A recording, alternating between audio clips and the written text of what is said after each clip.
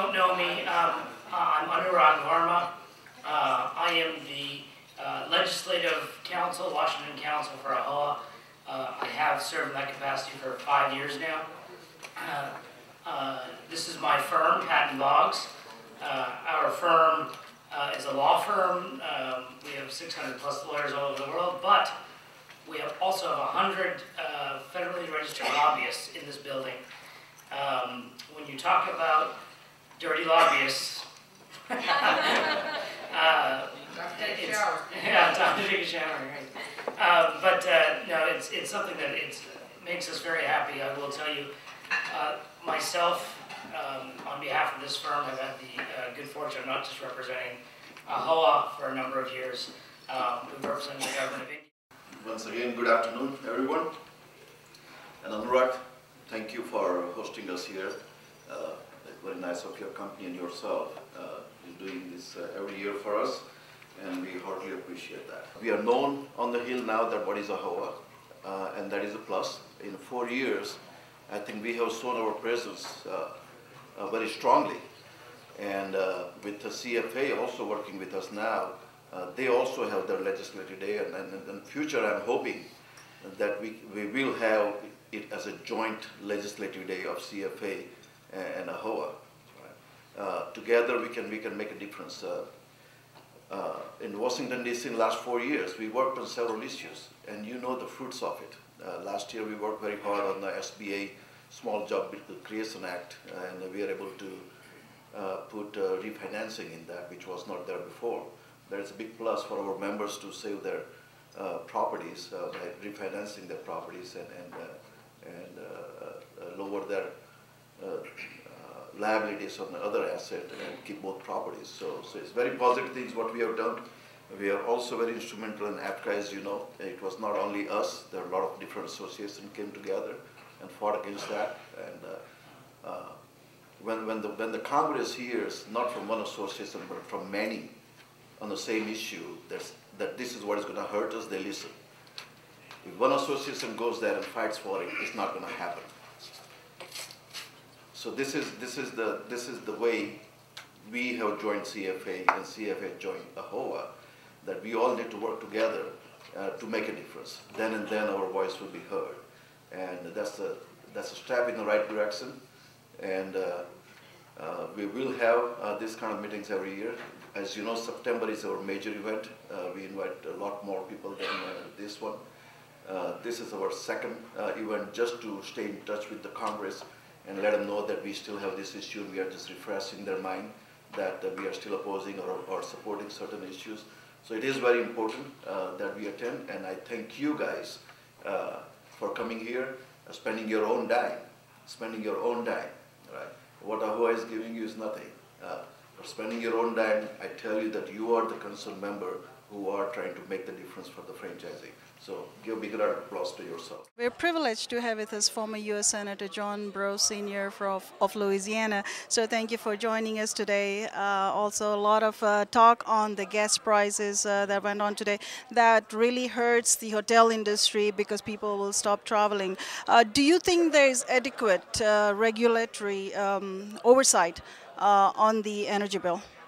Well, I think the thing that's causing most of the problems on high gas prices is the unsettled situation in the Middle East. Until the Middle East settles down, the price of gas is going to continue to go up and down and fluctuate very volatilely, and you've seen that in the last several months.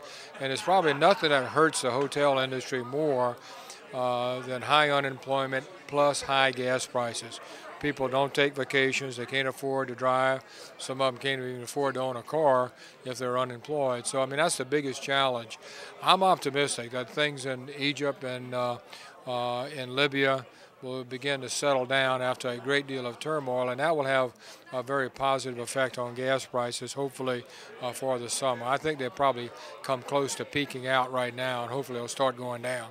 But don't you think we have enough storage right now not to raise the prices so much as they are now? The storage facilities, a lot of them are in Louisiana, where millions and millions of barrels of oil are currently stored, and it's supposed to be for a national emergency. And all the presidents, whether they be Democrat or Republican, have said, well, this is not a national emergency. The price is higher than we'd like it, but it's still available. It's not a shortage. And I think that the purpose of the storage was in case of a real national emergency where there was not enough supplies. There's enough supplies, it's just very expensive. So I don't see them opening up the storage facilities because of high prices. Second question I had is if the President Obama raises taxes for income over $250,000, that is really going to hurt small businesses. What is your opinion? Well, it could. I mean, I think that he's going to propose some tax reform, which I think is absolutely essential. The question is whether the Bush tax cuts are going to be extended or not. He's saying that they will not be, and that we'll go back to rates as they were a couple of years ago. And I think that could be a problem for a lot of middle-class people. I mean, he wants to protect middle-income people. It really is, where do you draw the line? Middle-income people, 100,000 or 200,000. I think it's very important not to do anything to increase taxes on middle and lower-income people, because that could have a very negative effect on any kind of economic recovery. And lastly, what are your thoughts on this potential government shutdown? I believe that is really embarrassing to the rest of the world that U.S. is facing that. Your thoughts? Well, the good news is that we avoided a shutdown. The bad news is it almost happened. And I think that in the end, both sides understood that everybody was going to lose. I mean, members of Congress right now in general have a very low approval rating, whether they be Democrat or Republican, and I think that it would have been much worse had they had a government shutdown. So the good news is that they avoided it. I think they got to know each other a lot better, and I think that's going to be very important in reaching a new budget agreement for the year 2012 without having to face another shutdown. A lot of talk about the fuel, energy. Do you believe we have enough regulations on this bill? Well, we have too many regulations in America. It makes it very difficult for us to have a coherent energy policy. We need more oil and gas exploration in America. We need to use all kind of alternative fuels, including nuclear safely, and hydro and natural gas. And we need to encourage conservation and all of that. And right now we're not doing it. And that's one of the reasons why gas prices are going up. And the energy prices ripple through the economy. They affect us all, from the hotel, motel business to plastics. So I do think America needs to, and the Congress needs to spend some time on our national energy policy so that we can have reliable, affordable energy and not just be dependent on foreign imported oil.